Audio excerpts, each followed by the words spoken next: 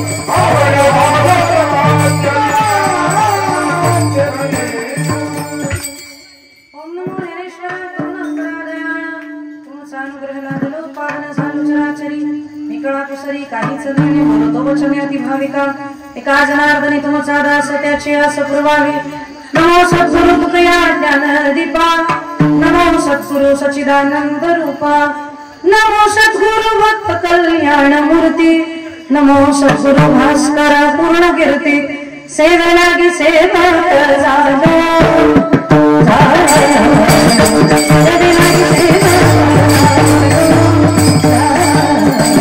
सेवे लागी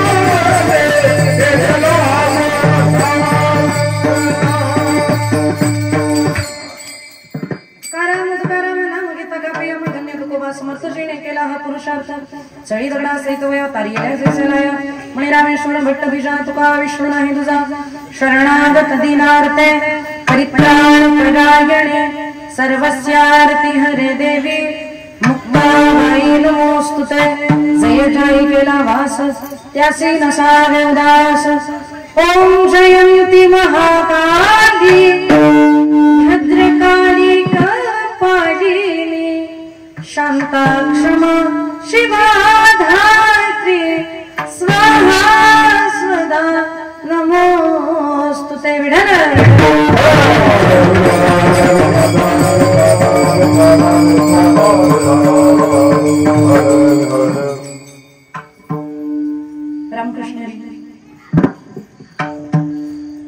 रामकृष्णरी आज आपण सर्व मंडळी परात्पर अखिलेश्वर अकारण कर्मावरून आले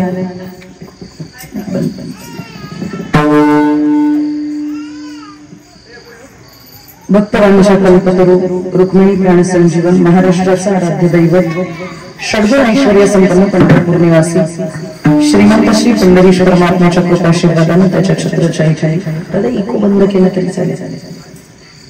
पुणे जिल्ह्यातील शिरूर तालुक्यातील मैठण मधील थोरात वस्ती थोरातवाडी या थोरातवाडीमध्ये एक नाही दोन नाही तर तब्बल 18 वर्षापासून चालू असणारा अखंड हरिनाम यज्ञ आणि या 18व्या वर्षातील आजची ही द्वितीय दिवसाची कीर्तन माझ्यासारख्या अल्पज्ञानी कामराच्या वाट्याला आले हे मी माझं परम भाग्य समजते. नवरात्रोत्सव चालू आहे सर्वांना माहिती आहे या नवरात्रोत्सवाला शारदीय नवरात्रोत्सव असं म्हणतात. महाराष्ट्रामध्ये 2 नवरात्र साजरे केली जातात एक शाकंभरी नवरात्रोत्सव आणि एक शारदीय नवरात्रोत्सव. देवीनं या जगाला भाज्यांचा पुरवठा ज्या नवरात्रात केला त्याला शाकंभरी नवरात्रोत्सव असं म्हणतात आणि बुद्धीचा पुरवठा म्हणजे मी या सुराशी लढेस्तोपर्यंत जग चालवण्याचं ज्ञान तुम्हाला असणं गरजेचं आहे म्हणून ज्या 9 दिवसामध्ये त्याच्याशी युद्ध करता करता जगाला ज्ञान ज्या 9 दिवसाच्या कालावधीमध्ये दिलं त्याला शारदीय नवरात्रोत्सव असं म्हणतात. आणि या शारदीय नवरात्रोत्सवामध्ये आपण बाकीचा शाकंभरी नवरात्रोत्सव जरी मोठा साजरा केला नाही तरी आपण हा जो काही असणारा शारदीय नवरात्रोत्सव आहे तो अत्यंत मोठ्या प्रमाणामध्ये साजरा करत असतो. आणि या शारदीय नवरात्रोत्सवाची आजची माझ्या मते 7वी माळ आहे आणि या 7व्या माळेच्या निमित्तानं खरं तर दरवर्षी 6व्या माळेला चालू होणारा सप्ताह त्याच्यामुळे सप्ताहाचा दुसरा दिवस पण नवरात्रोत्सवातल्या माळेचा हा 7वा माळेचा दिवस माझ्यासारख्या अल्पज्ञानी कामराकडे आला हे मी माझं परम भाग्य समजते. खरं तर समस्त ग्रामस्थ थोरातवाडीकरांचं मी ऋण व्यक्त करते की त्यांनी मला या ठिकाणी कीर्तनासाठी निमंत्रित केलं आणि ज्यांच्यामुळे मी इथे येऊ शकले. मलठणला मी खूप लहान होते त्यावेळेला येऊन गेलेली आहे त्याच्यानंतर जवळपास 20 वर्ष मी या भागामध्ये आले नाही आणि परत एकदा मलठणच्या थोरातवाडीमध्ये येण्याचं जे मला भाग्य लागलं ते ज्यांच्यामुळे लागलं त्यांच्या गावचे एक आदर्श व्यक्तिमत्व युवा नेतृत्व रामरावजी पाटील त्यांचे ठाकूर पाटील त्यांचे मावस बंधू या गावामध्ये आहेत आणि त्यांनी सांगितलं की काही माझ्या मावस भावाच्या गावात कीर्तन करायचे आणि काय गावातल्या कुठल्याच मंडळींना मला नाही म्हणता येत नाही. त्यांनी सांगितलं तुम्हाला करायचंय म्हणलं ठीक आहे आपण करूया. या न्यायाने इथपर्यंत आली आणि खरं तर आजची मानसिकता कीर्तन करण्याची माझी मुळीच नव्हती कारण काल रात्रभर प्रवास आहे. मी सकाळी 8:30 वाजता घरामध्ये गेलीये 1 तास झोपून परत कनेरसरला यमाईच्या दर्शनाला आले तिथं 4 किलोमीटरच्या ट्रॅफिक मध्ये जाम झाले घरी गेले फक्त साडी चेंज केली आणि तशीच गाडीत बसली त्याच्यामुळे आवाजाचा पक्का बोऱ्या झालेला आहे. आणि देवी पण बघा ना कशी कृपा करते माझा आवाज काळी 2ला चालणार नाही व्यवस्थित काळी 3ला चालणार नाही म्हणून तो काळी 1 काळी 2च्या मध्ये लागला पाहिजे आणि म्हणून पकवास पण लागताना त्यांचा सूर वेगळा यांचा सूर वेगळा पेटीचा सूर वेगळा मग सगळ्यांचे बंद झाले माझ्या स्वराला मॅच होईल असा पकवास लागला.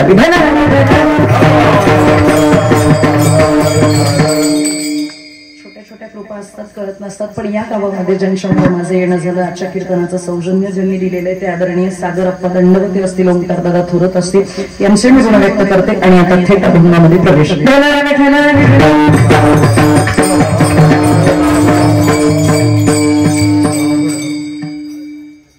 प्राप्त प्रसंगी काय कीर्तन रूपी सेवेकरता निवडलेला जो अभंग आहे तो महाराष्ट्र सारस्वताला ललांगूट ठरणारं साहित्य ज्यांच्या मुखारविंदातून निघाले, वारकरी मायबापांच्या कर्णकुहरात ते अमृत लहरींसारखं बरसलं, ज्यांच्या स्वतंत्र प्रतिभेला आज तागायच्या सकल संतांनी पंचमवेद अशी मान्यता दिलेली आहे, ज्यांना ज्ञानी अमरेंद्र, बोधामृत चंद्र, ऐश्वर्य समुद्र आणि परमसुभद्र असं म्हणलं जातं, ते वैराग्य राग रसिक देहूचे सुप्रसिद्ध आणि श्रीमंत संत जगद्गुरु तुकोबराय यांचा चार चरणाचा सर्व वारकऱ्यांच्या परिचयाचा नसला तरी मोबाईलच्या पाठ्यातला सेवेकरता निवडलाय. तुकोबरायांचा गाथा ज्या व्यक्तीनं वाचलाय त्याला नवरात्र कळतं. तुकोबरायांचा गाथा ज्यानं वाचलाय त्याला गाणपत्यांची भक्ती कळते. तुकोबरायांचा गाथा ज्यानं वाचलेला आहे त्यांना सौरांची सूर्योपासना कळते. तुकोबरायांचा गाथा ज्यांनी वाचलाय त्यांना वैष्णव काय हेही कळतं. आणि तुकोबरायांचा गाथा ज्यांनी वाचलाय त्याला शाक्त आणि शैवही कळतो. त्याच्यामुळे गाथा वाचणाऱ्याला हे सगळे फायदे होतात. पण गाथा वाचणाऱ्याला आमची कीर्तनं सुद्धा ऐकायची गरज पडत नाही. पण तुम्ही गाथा वाचत नाहीत म्हणून आम्हाला गावगावी फिरावं लागतं. आणि तुकोबरायांचा गाथा आपण वाचावं नवल नाही. तुकोबरायांचा गाथा सर्वसामान्य जीवानं वाचावं नवल नाही. तुकोबरायांचा गाथा निसर्गानं सुद्धा वाचलाय. नदीसारख्या एका व्यक्तिमत्वानं सुद्धा तो गाथा वाचलाय. असं मी का म्हणते त्याचं कारण सांगते. तुकोबरायांच्या अख्ख्या गाथा देहूकरांनी पाण्यात बुडवल्या. त्या गाथा पाण्यात बुडवल्यावरती तुकोबरायांनी विलाप मांडला. इंद्रायणीच्या नदीकाठी ते बसले आणि म्हणले, माझ्या ज्या बुडवलेल्या गाथा आहेत त्या मला माघारी पाहिजे. जर त्या गाथा तुम्ही मला माघारी केल्या नाही तर हा देह सुद्धा, ज्या देहाने या गाथा हे विचार निर्माण केलेले, हा देहही ठेवण्याचा माझा काही अधिकार राहत नाही. मी देह त्याग करेन. मग 12 दिवस त्यांनी अनुष्ठान केलं. 12 दिवस अन्न नाही, पाणी नाही. बऱ्याच लोकांनी पाजलं तर पाणी मुखात जायचं नाही, तर तुकोबरायांनी जेवण केलं नाही. आणि 13व्या दिवशी तुकोबरायांनी आता ही मानसिकता बनवली, आता उद्या सकाळी पहाट झाली की आपल्याला देह त्याग करायचा आहे असं म्हणून मानसिकता तयार केली. आणि 13व्या दिवशी बरोबर सकाळी इंद्रायणी माता दगडासहित बुडलेल्या गाथावरती घेऊन आल्या. ज्या वेळेला त्या गाथा तुकोबांनी बघितल्या, गावकऱ्यांनी बघितल्या, गावकऱ्यांना ज्यांच्या जेवढ्या हातात लागल्या त्यांनी त्यांच्याच घरी नेऊन ठेवल्या. म्हणून आजही सगळ्या गाथा देहूकरांकडे नाहीयेत. काही गाथा चाकणकरांकडे आहेत, काही गाथा सुगुंबरेकरांकडे आहेत आणि काहीच गाथा देहूकरांकडे आहेत. त्या गाथा त्या पाण्यावर तरलेल्या आहेत. म्हणून सगळ्यांना आनंद झाला. सगळेजण जय जयकार करून निघून गेले. पण सगळेजण निघून गेल्यावर तुकोबराय जागेवर थांबतात आणि त्या इंद्रायणीशी एक संवाद साधतात. तो संवाद फार महत्वाचा आहे, तो ऐका. तुकोबराय इंद्रायणी माईला म्हणतात, माई तुला जर माझ्या गाथा माघारीच द्यायच्या होत्या तर ज्या दिवशी त्या गाथा बुडवल्या त्याच्या दुसऱ्याच दिवशी त्या गाथा माघारी दिल्या असत्या तर काही बिघडलं असतं का? एवढे 12 दिवसाचं अनुष्ठान या जीवाला का करायला लावलं? त्यावेळेला इंद्रायणी माईनं दिलेलं उत्तर आहे, तुकोबा माझ्याकडे येणारे सगळेजण त्यांचं पाप माझ्यात टाकायला येतात. त्याच्यामुळे सगळ्यांचं पाप घेऊन घेऊन मी पण मलिन झाले होते. माझ्या बुद्धीला थोडस नाविन्य निर्माण व्हावं याच्यासाठी संत विचार कुणीतरी माझ्या काठावर बसून वाचणं गरजेचं होतं. पण तसं काही कुणी करेना. कुणी गाथा परायण इंद्रायणीच्या कडेला बसून करेना. आणि नेमकं योगायोगानं तुमच्या गाथा माझ्याकडे लोकांनी बुडवल्या. मग त्या माझ्याकडे गाथा आल्याबरोबर मी त्यांचे पूजन करून 12 दिवस त्या गाथेचं पारायण मी स्वतः केलं. आणि पारायण पूर्ण झाल्यावरच तुम्हाला त्या गाथा माघारी केल्याय. तोपर्यंत मी त्या गाथा माघारी केल्या नाही. असं ज्या तुकोबरायांच्या गाथेचं पारायण त्या इंद्रायणी माईनं सुद्धा करावं अशी ताकदीची वाणी ज्या तुकोबरायांची, त्या तुकोबरायाचा अभंग सेवेकरता निवडलाय. सगळं काही शिकायला मिळतं म्हणून आपण गाथा वाचला पाहिजे. संत विचाराच्या संगतीत राहिलेला माणूस सर्वज्ञ होत असतो. पण त्यासाठी संत विचाररूपी जे पुष्प ग्रंथामध्ये मांडलेले ते ग्रंथ आपण वाचणं ही काळाची गरज आहे. अभंगातून तुकोबराय सर्वसामान्य जीवाला नवरात्रोत्सवामध्ये आपण जिला उपास्य म्हणून जिची उपासना करतो त्या देवीचं थोडंसं अनन्यसाधारण महत्व काय आहे ते सांगण्याचा प्रयत्न करतात. खरं तर आपल्या आयुष्यामध्ये खूप साऱ्या देवी असतात, पण त्याच्यामध्ये देवी म्हणून पूजलं जाणारं प्रथम व्यक्तिमत्व म्हणजे आई आहे. तुकोबराय म्हणतात, माझ्या जीवनातली अत्यंत महत्वपूर्ण असणारी जी माता आहे ती मला या संतांनी माहिती करून दिली. मग तुकोबरायांना काही साधकांनी विचारलं, तुकोबराय तुम्हाला नेमकी कोणती आई प्राप्त झाली, कोणती आई माहिती करून दिली संतांनी? तुकोबराय तुम्हाला तुमच्या आयुष्यात आया किती आहे? तुकोबरायांनी सांगितलं 1 नाही 2 नाही, तब्बल माझ्या आयुष्यामध्ये 5 आया आहे. तुकोबरायांच्या माता किती आहे? 5. तुकोबरायांच्याच नाही, जे वारकरी आहेत त्या सगळ्यांना 5 आया आहेत ना? तुम्ही काय एवढे टेन्शन मध्ये आले? बरेच जण म्हणतात आमचे वडील जरा बरी होते, त्यांनी काय असा विचार केला नाही. पण 5 आया कोणता त्याचा 2 मिनिटात विचार करू. पहिली आई आहे जन्मदात्री, जिने आपल्याला जन्म दिला, 9 महिने 9 दिवस आपल्याला पोटामध्ये सांभाळलं, ती आपली माता आहे. त्याच्यामुळे ती आपली पहिली देवी आहे. तिला देवी म्हणून पूजलं पाहिजे. आणि मी बऱ्याचदा सांगत असते, आपण जगामध्ये फिरत राहतो, शक्तीपीठ 3.5 शक्तीपीठ करण्यासाठी आपण अख्खा महाराष्ट्र धुंडाळून काढतो. पण आपल्या घरातही 3.5 शक्तीपीठ आहे, त्याचा विचार आपण कधी केलाय का? आपली जन्मदात्री आपल्याला शक्ती पुरवणारी नाही का? म्हणून आपली ती शक्तीपीठ होऊ शकत नाही का? दुसरं शक्तीपीठ जी आपली बहीण आहे, आई नंतर जर आई इतकं प्रेम आपल्यावरती कुणी केलं असेल तर ते कुणी केलेलं आहे? बहिणीनं केलेला आहे. फक्त दुय्यम निबंधक कार्यालयात ती नीट वागली तर ती वागू नाही तर न वागो, पण ती जी बहीण आहे ना ती बहीण आपल्यासाठी सार सर्वस्व असते. भाऊ जर मोठा झाला ना तर एखाद्या वेळेला गरीब बहिणीला विसरू शकतो, पण जर बहीण श्रीमंत असेल ना तर ती गरीब भावाला कधीच विसरत नाही. ती आतल्या हातानं का होईना पण त्या भावाला मदत करण्यासाठी प्रयत्नशील असते. आईनंतर आई इतकं प्रेम करणारी असते ना ती बहीण असते. आणि सगळ्यात जास्त गुपित जी आईला पण माहिती नसतात ती तुमची कोणाला माहिती असतात? बहिणीला. आताच्या पोरांची सगळी माहिती असतात. मग हा कॉलेजमध्ये कुठं जातो, बेंचवरती कुणाच्या बरोबर बसतो, हा कुणाशी चॅटिंग करतो, हे सगळं बहिणीला गुपित माहिती असतं. पण ती कधी कुणासमोर ते व्यक्त करून दाखवत नाही, कारण ती काळजी घेत असते आपल्या भावाची. म्हणून आई जर पहिलं शक्तीपीठ आहे तर बहीण हे दुसरं शक्तीपीठ आहे. तिसरं शक्तीपीठ आहे आपली बायको. जर घरामध्ये बायको नसती तर आपलं आयुष्य काय झालं असतं? बऱ्याच मुलांना आता मिळत नाही, त्यांची अवस्था विचारा काय येते. ते म्हणतात कशी का असेना, कुठं का असेना, पार अगदी फक्त मुलगी असू द्या, लग्न करून आणा, अशी सध्या अवस्था आहेच ना. ज्यांचं लग्न झालंय त्यांना बायकोची किंमत कळत नाही. ज्याच्या आयुष्यात नाही त्याला विचारा. बायको आहे म्हणून घराला किंमत आहे. बायको जर 8 दिवस घरामध्ये नसेल ना, ती जर माहेरी गेली ना तर घराला स्मशान काळा येते हो. आणि ती काय करत नाही. काही क्षणांची जी पत्नी असते ती अनंत काळाची माता असते असं शास्त्रानं आपल्याला सांगितलेलं आहे. पण आपण त्या बायकोचा कधी विचार केला नाही. बरेच पुरुष आपल्या बायकोला म्हणतात काय कामं असतात ग तुम्हाला घरामध्ये. असं जर तुम्हाला एखाद्या दिवशी नवरा म्हणलास तर नवऱ्याला फक्त एक वाक्य म्हणायचं, मी काहीच करत नाही, उद्यापासून मी जे करते ते तुम्ही 8 दिवस करा, म्हणजे भागलं. जमेल तुम्हाला हे? सकाळी उठल्यापासून ते रात्री झोपेपर्यंत तिचा हात बसत नाही, पण तरी सुद्धा तिला प्रश्न असतो की तू घरामध्ये काय करतेस. आणि तिनं केलेल्या कामाचं चीज नाही होत कधी. का? कारण ते किमतीमध्ये मोजल्या जात नाही. आणि जर किमतीमध्ये मोजायलाच गेलात, आता ग्रामीण भागामध्ये तुम्ही कधी विचार करत नाही, पण शहरामध्ये राहणाऱ्यांना विचारा. शिरूर सारख्या ठिकाणी जर गेलात तर तिथं धुणं धुवायला जर बाई लावली तर तिला 2000 रुपये द्यावे लागतात. भांडी घासणारीला 2000, झाडून काढणारीला 2000, फरशी पुसणारीला 2000, चपात्या लाटणारीला 1000, भाजी आणि वरण भात करणारीला 1000. म्हणजे हे झाले किती टोटल? 10,000. तुम्ही बरोबरच मोजत होते. 10,000 झाले. मग 10,000 रुपये होतात. आणि वरनं मुलं बाळ जर सांभाळायची असतील तर डे केअरला किमान 15,000 रुपये घेतात. आणि तेही 4 ते 5 तास मुलं सांभाळायची. 4 ते 5 तास मुलं सांभाळायला 15,000 आणि हे 10,000, म्हणजे मासिक किती झाले? 25,000 रुपये खर्च होतात. आणि आपल्या बायकोनं लग्न झाल्यापासून ते आता आपल्या मुलांचं लग्न होईस तोपर्यंत तिनं हे सगळं काम विना मूल्य केलेलं आहे. आणि जर त्याचा हिशोब केला तर मग खरोखर तिची किंमत काय ते कळेल. आणि जर कोणी म्हणलंच की तू काही करत नाही तर त्यांना म्हणावं मी काहीच केलेलं नाही, फक्त मी आतापर्यंत जे केलंय त्याचा मोबदला मला द्या, म्हणजे मग मी काही नाही केलं असं म्हणायला जमेल आपल्याला. अहो महिन्याला 25,000 रुपये त्या काळापासून जर आपण विचार केला तर आपली पोरं 30-35 वयाची झालेली आहेत. किती खर्च झालाय तो. पण तिनं कधी उलगडा केला नाही, तिनं कधी वाचेपर्यंत आणलं नाही की मी तुमच्यासाठी काय करते माहितीये का. म्हणून आपल्या आयुष्यामधली पत्नी हे आपलं शक्तीपीठ आहे. आणि बायकोला पण काही अपेक्षा नसते. ह्या तिघींमधल्या एकीला सुद्धा फारशा अपेक्षा नाहीयेत. जन्मदात्या आईला मुलाला मला म्हातारपणात सांभाळावं एवढी क्षुल्लकशी सुद्धा इच्छा नसते बरं कायची. आणि याच्या पुढे जाऊन सांगते, थोडंसं बारकाईनं विचार करा आणि नीट ऐका. 40 ते 50 वर्षाच्या पुढे गेलेली आई आहे ना, तिला चांगली साडी अपेक्षित नसते. तिला तुम्ही दागदागिने करावेत अशी अपेक्षा नसते. तिला तुम्ही पैसे द्यावेत अशी अपेक्षा नसते. तिला फक्त एकच वाटत असतं, मुलगा बाहेरनं घरात आला ना की त्यानं फक्त विचारावं माझी आई कुठे गेली आणि आई जेवली का, आई बरी आहे का. एवढं जरी त्यानं विचारलं ना तरी त्या अख्ख्या गावात सांगत येते माझा पोरगा मला विचारल्याशिवाय घरात पाऊल टाकत नाही, माझा मुलगा माझी फार काळजी करतो. काय अजून आपल्याला काय तिला आपल्याकडनं अपेक्षित आहे. आणि एवढी 2 चांगली गोष्ट सुद्धा आपण जर तिच्याबद्दल बोलू शकत नसो तर मग समर्थाचे पोटी आम्ही जन्मलो करंटी असं म्हणायची वेळ आली असं वाटत नाही का. बरं दुसरी बहिणीची तरी काय अपेक्षा असते. ज्या लय गरिबीमध्ये राहणाऱ्या बहिणी त्यांनी मागितलाच थोडं हिस्सा तर काय बिघडलो. माझं तर असं म्हणणं आहे ज्या बहिणी श्रीमंत आहेत त्या भावाला काही मागत नाहीत का, उलट श्रीमंतच मागतात, गरिबीतले काही मागत नाहीत. बऱ्याच जणांना हा अनुभव आहे. पण बहिणीला सुद्धा थोडंफार दिलं तर काही कमी पडत नाही. तिची पण आपल्याकडनं फारशी काही अपेक्षा नाही. आणि तिसरी आहे बायको. बायकोला काय वाटत असतं कधीतरी नवऱ्यानं माझं कौतुक करावं, साडी तुला छान दिसते बरं का ग, तुझ्यासाठी तर काहीतरी आणलंय म्हणून तिला गजरा जरी आणला आणि तो जर तिला दाखवला तरी सुद्धा ती खुश होते. तिचं फक्त कौतुक करायचंय, आज भाजी चांगली झाली होती बरं का, एवढं म्हणलं तरी ती खुश होणार आहे. फक्त योग्य वेळी कौतुक करा, नाही तर कुठं होतो काही काही वेळेला. एके ठिकाणी असंच कीर्तनकारांनी एका सांगितलं की बायकोचं कौतुक करत चाललं. त्यांना ते वाक्य लक्षात ठेवलं. घरी गेला आणि घरी गेला जेवायला बसला आणि बायकोचं कौतुक केलं. वा काय सार भात झालाय, काय सार आहे, काय त्याला चव आहे, आतापर्यंत असं सार भातच मी खाल्लं नाही. म्हणून त्यानं दाबून ते सार भात खाल्लं आणि त्यानं कौतुक करायला चालू केल्यावर तिनं ते पातेलं उचलून बेसिन मध्ये नेऊन पालथं केलं.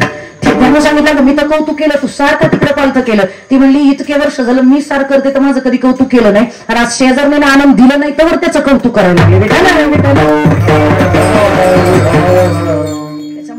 स्वयंपाक केला हे विचारत जण मग कौतुक करत जण, नाही तर कुठं व्हायला बसलेलं. मला सांगायचंय बायकोला सुद्धा आपल्याकडनं फारशी काही अपेक्षा नाहीये, फक्त कौतुक करावं, 2 वाक्यानं चांगलं बोलावं एवढीच तिला अपेक्षा असते. म्हणून पत्नी हे आपल्या आयुष्यातलं 3रं शक्तीपीठ आहे आणि 3.5 शक्तीपीठातलं 1/2 शक्तीपीठ म्हणजे तुमची मुलगी आहे.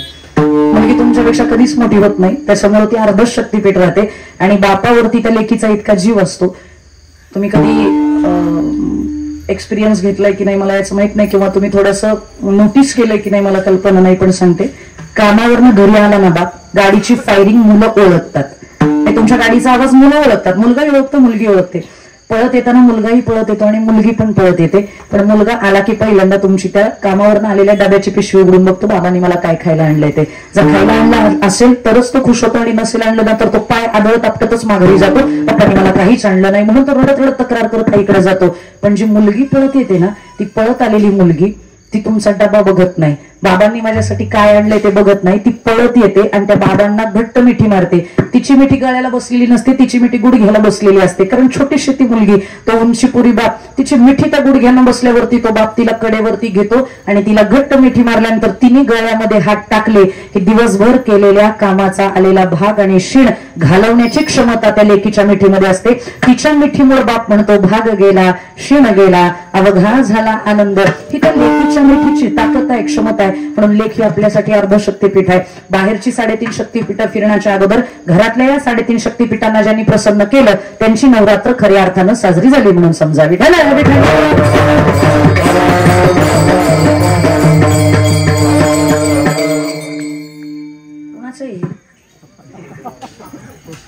खरंच भाग्यवंत असेल ते एवढं, पण ते असलं भारी नाचतंय ना. आणि ते फक्त वारकरी नाहीये, ते मॉडर्न पण आहे. त्यांना शेंडी पण राखली, पण इथनं एक्सप्रेस हायवे पण काढलाय. ते नाचते का भारी, इकडे तिकडे इथंच नाचणार, दिसलो पाहिजे मी नाचतो इथे. हुशार बुद्धिवंत मुलं आहेत आताची. चला, धन्य माता पिता तयाचे म्हणलं पाहिजे. या वयामध्ये पोरं गाड्या बिड्या खेळतात, त्या वयात ते टाळ घेऊन नाचते. तुकोबारायांना विचारलं तुम्ही जन्मदात्या आईचं ऋण व्यक्त करताय का? तुकोबारायांना म्हणले माझ्या अगदी कातड्याच्या चपला करून जरी तिच्या पायात घातल्या ना तरी तिच्या ऋणात मी उतराई होऊ शकत नाही, म्हणून मी तिला नाही बोलवत. ती मला माहितीच आहे, ती काय माहिती करून घ्यायची संतांकडनं. मग तुकोबाराय तुम्ही कोणत्या देवीला ओळखलं म्हणताय? तुकोबारायांनी दुसरी आई त्या साधकांना विचारली. धरणी माता ही सुद्धा आपली माताच आहे. तुकोबारायांची दुसरी आई म्हणजे धरणी आई आहे. आपल्याला सुद्धा धरणी आई ही काळी माई म्हणूनच आपण पुसतो ना, आपण या धरणीला काळी आई म्हणतो, मग ती आपली दुसरी आई आहे. मग तुकोबाराय तुम्हाला ती आई कळली का? तुकोबाराय म्हणले ही पण मला पूर्वीपासून माहिती आहे, त्याच्यामुळे ही पण मला ठावी होती, मला ही संतांनी ठावी करून देण्याची गरज नव्हती आणि तिच्याही ऋणात राहणं मी पसंत करेन. मग तुकोबाराय तुमची तिसरी आई कोण? जगत जननी जगदंबा माता. जेव्हा कोठेच नव्हते काही, सूर्य चंद्र तारा नाही, तेथे एक ढालगजा निर्माण झाली आणि ती ढालगजा म्हणजे आदिशक्ती मूळ माया. त्या मूळ मायानं हे सगळं जगत निर्माण केलं. तिनं जगत निर्माण केलं म्हणून आपण राहू शकलो, इथं वावरू शकतो. एक कण तिला दिला की त्याच्या मोबदल्यात ती 1000 पट देते. एका बीजा केला नाश मग भोगिले कळीस. त्याच्यामुळे तुकोबाराय म्हणतात तिच्या ऋणात तर कुणीच उतराई होऊ शकत नाही आणि ती पण मला माहिती आहे. मग तुकोबाराय तुम्हाला अजून किती आई आहेत? तुकोबाराय म्हणतात वारकऱ्याला एक चौथी आई आहे. ह्या 3 आया सर्वसामान्य प्रत्येक माणसाला असतात, पण वारकऱ्यांना 2 आया ऍडिशनल आहेत. चौथी आई कोणती? साधकाचा माया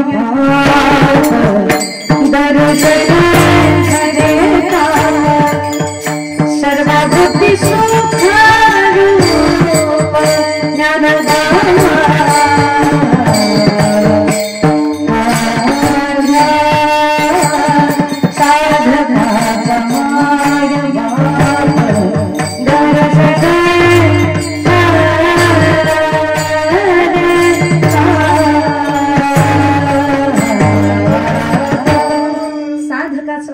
दर्शने हरे ताप सर्वभूती सुख रूप ज्ञानोबा माझा. ज्ञानराज माझी अनाथाची माय एका जनार्दनी पाय वंदित असे. ज्ञानोबा या आई आहे, बरं ती आई फक्त साधकाची नाही. ज्ञानराज माझी योग्याची माऊली, तेने निगमवल्ली प्रगट केली. साधकांचा मायबाप, वारकऱ्यांचा मायबाप, अनाथांचा मायबाप, योगियांची माय असं ज्यांना म्हणलं जातं ते ज्ञानोबराय. मग ज्ञानोबरायांना तुम्ही इथं बोलवताय का? त्यांना आठवताय का? तुकोबाराय म्हणतात त्या ज्ञानोबरायांनी तर इतके उपकार केलेत की मी सांगू शकत नाही. केले उपकार सांगू मी काय बाप ना माय. जेणेकरून भगवंताची प्राप्ती कशी होईल हे सांगणारे ज्ञानोबा आहे, त्याच्यामुळं त्यांच्या ऋणात राहणं पसंत करेल. त्याच्यामुळे ती पण मला संतांनी माहिती नाही करून दिली. मग 5वी आई तुकोबरायने विचारली, आता ही शेवटची आई सांगा तुकोबराय, ह्या आईबद्दल तुम्हाला माहिती नव्हतं का? कोणती 5वी आई आहे? त्यावेळेला तुकोबरायांनी सांगितलं, या वारकरी संप्रदायामध्ये पंढरपूर निवासिनी जी आहे, विठाई किठाई माझी कृष्णाई रंगा येई, ती जी विठाई आहे ती वारकऱ्यांची माय आहे. आणि त्या पांडुरंगाला आम्ही आई म्हणतो. का आई म्हणतो? कारण आमची सगळीच नाती त्याला लागली जातात. तुका म्हणे माता पिता गुरु बंधू तुझी कृपा सिंधू पांडुरंगा. ज्ञानोबराय सुद्धा म्हणतातच की हो, सकळ ही गोत माझे पंढरी सजाण बांबर कुमार देवी बरा असे विठ्ठलाच्या. आमची सगळी नाती त्याला लागलेली आहेत म्हणून ती आमची आई आहे. मग काही जणांनी विचारलं, तुकोबराय काही काय बोलतात? आईचा जागरण गोंधळ करावा लागतो. जसा या नवरात्रोत्सवामध्ये या आईचा 7व्या माळेला 9व्या माळेला जागरण गोंधळ होतो. धरणी मातेचा सुद्धा 15 ऑगस्ट 26 जानेवारीला आम्ही ऋण व्यक्त करतो. आईसाठी, जन्मदात्री आईसाठी मदर्स डे असतो. तसं ज्ञानोबरायांचा कार्तिक 16 होतो. मग तुमच्या या पांडुरंगाचा जागरण गोंधळ झालेला आम्ही कधी बघितला नाही. तर नाथ महाराज सांगतात, तिचा सुद्धा जागरण गोंधळ होतो. आणि तो कधी होतो? आषाढी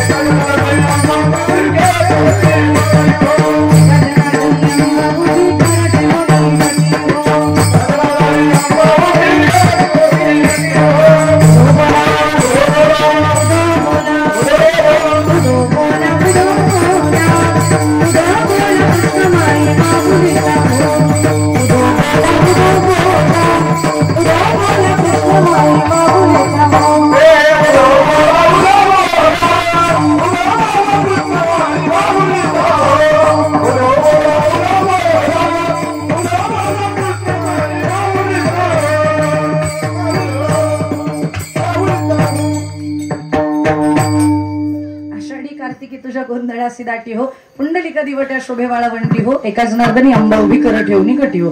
पांडुरंगाचा त्या विठाईचा कधी जागरण गोंधळ होतो? आषाढी कार्तिकी विसरू नका मज, सांगत तसे गुज पांडुरंग. आषाढी कार्तिकीला तिचाही जागरण गोंधळ होतो. काही जण म्हणतील आमच्या शिरूर तालुक्यातली कुठली गोंधळी पार्टी आम्ही पंढरपूरला गेलेली नाही बघितली. मग गोंधळ कोण घालतात? आम्ही.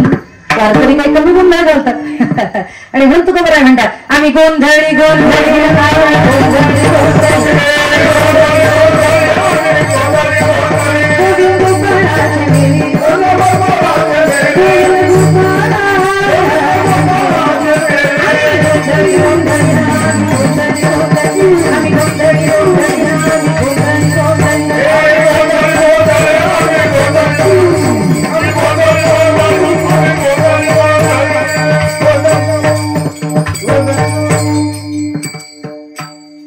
द्यावं लागेल तुम्हाला त्या मधल्या आवाजासाठी. गोंधळी गोंधळी गोविंद गोपाळाचे मेळी आमुचा घालावा गोंधळ वासुदेव हरिनाम संबळ. मग आता हा गोंधळ घातल्यानंतर देवी प्रगटते का? नाथांच्या समोर आली. अनादि निर्गुण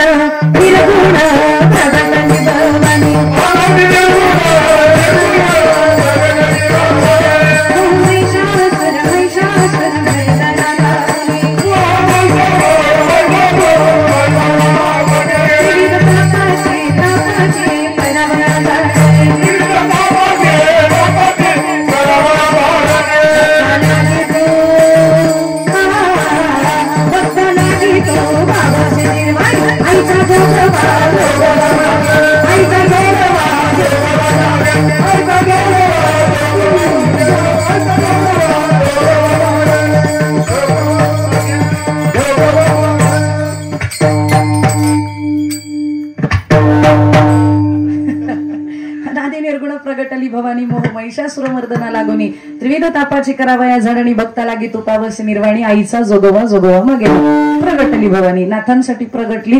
मग ती आपल्यासाठी पण प्रगटेल, पण तिला प्राप्त करून घेण्यासाठीची साधना संतांना विचारावी लागेल. ती साधना तुकोबराय म्हणतात मी केली, आणि म्हणून माझ्या कुळीची असणारी कुळदेवी या संतांनी मला माहिती करून दिली. अभंगाचं प्रथम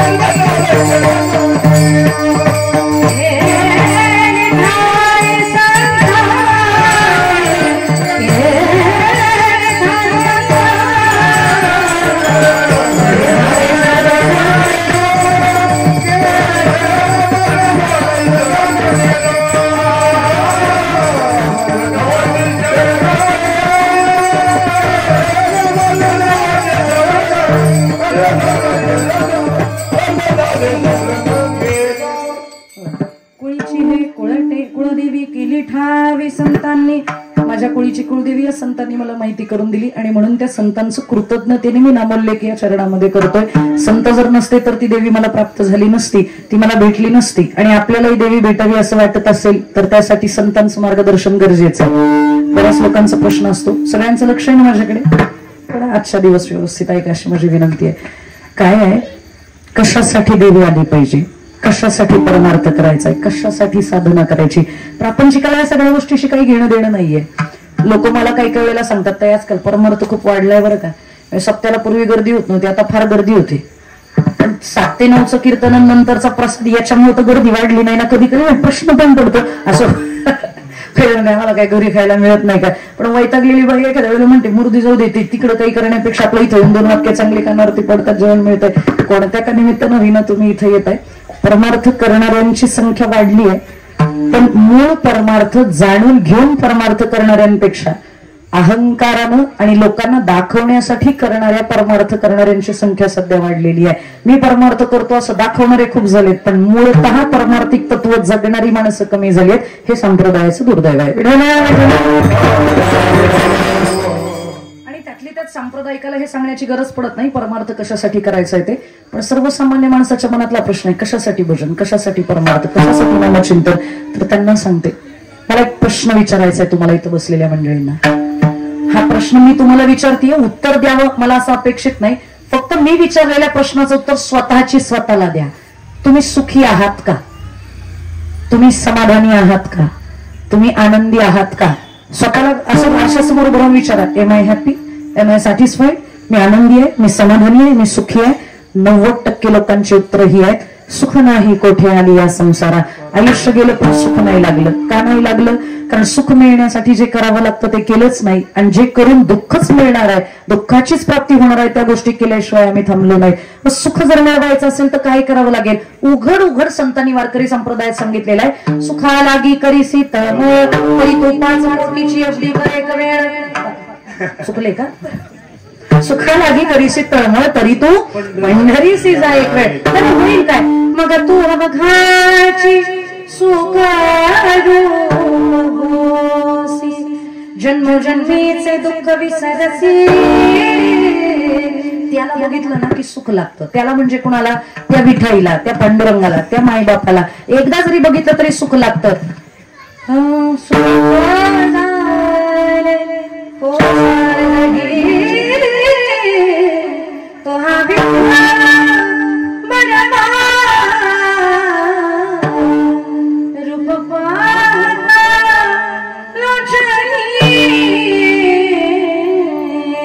त्याला बघितलं ना की सुख झाले हो साजणी. माणसाला सुख लागेल नवल नाही. सुखाला विचारलं, ए सुखा तुझं सुख कशात आहे, तर त्या सुखानं सांगितलं, पाहता श्रीमुख सुखा डोळीयाची भुक नवजे माझ्या. सुखाचे ते सुख चंद्रभागे तटी पुंडलिका पाठी उभे ठाके, असं त्या पांडुरंगाचं वर्णन आहे. त्याला बघितलं की सुख लागतं. का त्याला बघितल्यावर सुख लागतं, कारण तो सुंदर आहे. रूपे सुंदर साजरे माये, साजरे माये, रूपे सुंदर साजरे माये, साजरे माये. तो सुंदर आहे, किती किती सुंदर.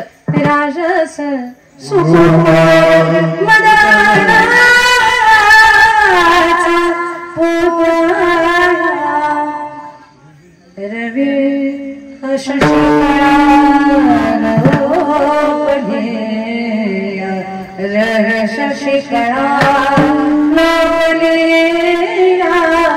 राजस सुकुमार मदनाचा पुतळा रवी शशिकळा लोपलिया. तो देव दिसायला सुंदर आहे. अजून एक प्रमाण आहे. पंढरीचा लावण्याचा पुतळा पंढरीचा. अजून एक प्रमाण आहे. नको बस. आता तुम्हाला वाटेल ताई काय अंगाई काय लागल्या काय आमच्यासाठी तुम्हाला झोपायला गायला नको. पण तुम्हाला पाठांतराचं प्रमाण आहे. सुंदर उभे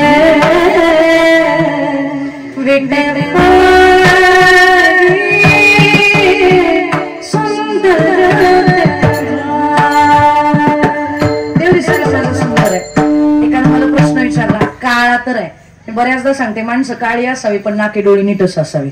नाही तर काय काय इतकी गोरी असतात की फार इथल्या शिरा दिसतात त्यांच्या इतकी गोरी पण नाकासाठी जस काय मसाडानं पाय दिलाय. काय करावी ती व्यक्तीचं लक्षणे. नाक नाही तेवढी वाया गेली. तसं माझा देव नाकी डोळी नीटच आहे. दिसायला सुंदर आहे. बरं याच्याही पुढे जाऊन सांगते का सुंदर आहे. तर ज्ञानोबराय उत्तर देतात. देवाच्या तोंडावर फोकस खूप मारलेत म्हणून देव दिसायला सुंदर आहे. काही युक्तिवाद आहे बघा ना संतांचे. देवाच्या कपाळावर खूप सारे फोकस मारलेत म्हणून देव दिसायला सुंदर आहे. इथं फक्त एवढ्या मंडपामध्ये 1 2 3 तीनच फोकस आहे. एवढ्या जर 4 ते 5 गुंठा परिसरामध्ये फक्त 3च फोकस आहेत. तर बाकीच्या भागापेक्षा हा भाग उजळल्यासारखा दिसतो की नाही. जर 3 फोकस न 5 गुंठ्याचा परिसर उजळल्यासारखा दिसतो तर मग देवाच्या कपाळावर कोटी चंद्रांचा फोकस मारल्यावरती देवाचा चेहरा सुंदर दिसणार नाही का. उजळलेला दिसणार नाही का. आणि कस काय त्याच्या चेहऱ्यावरती फोकस आहेत. तर ज्ञानोबरायांचं प्रमाण आहे. तुझे धनी कोटी चंद्र प्रकाश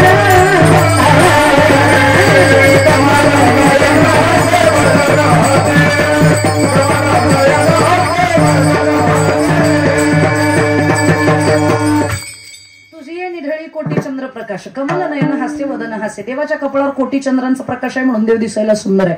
कोटी चंद्रांचा देवाच्या सुंदर दिसण्याचा काय संबंध सांगते भजन करावे.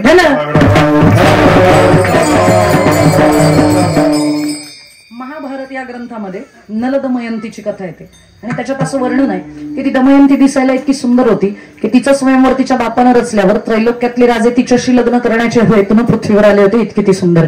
मग तिच्या दरबारातल्या एका सेवकानं प्रश्न विचारला. हिच्या अख्ख्या कुळात इतकं कोणी सुंदर नाही मग हीच काही इतकी सुंदर.